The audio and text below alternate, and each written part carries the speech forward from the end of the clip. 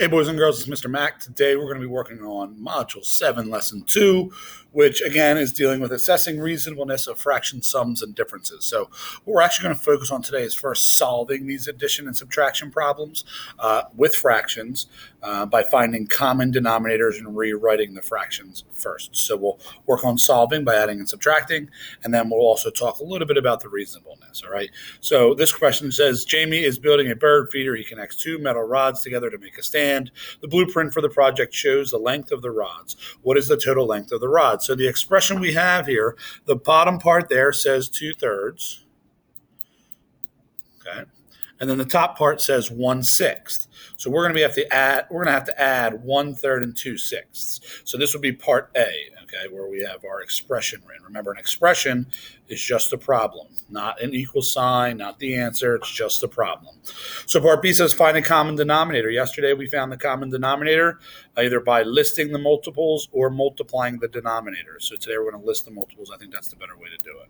So if I have 3 and 6, okay, here's 6, here's 6. If we look at our factors that we're dealing with, in this problem it's 3 and 6, since 6 is a multiple of 3, that means that 6 would automatically be our common denominator, all right? So after I find the common denominator of 6, I'm going to write equivalent fractions. So I had 2/3, okay? I need to write that to be a fraction with a 6 as a denominator, all right? So how did I get from 3 to 6? I multiplied by 2.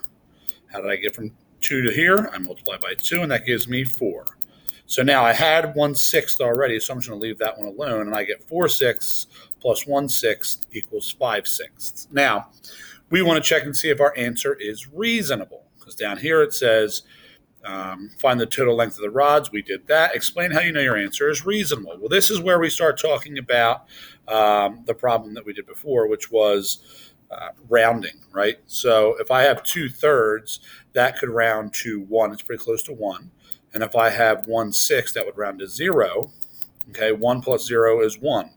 Is 5/6 close to 1? Yes, 5/6 is close to 1. So 5/6 would be a reasonable answer.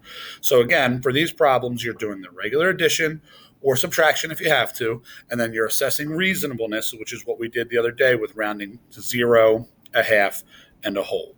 All right. Hopefully this is a quick way. We've kind of been doing this as over time in Module 6 and now in the beginning of Module 7. So hopefully this lesson is kind of like a wrap up of the past couple of days. All right. Good luck with everything, guys.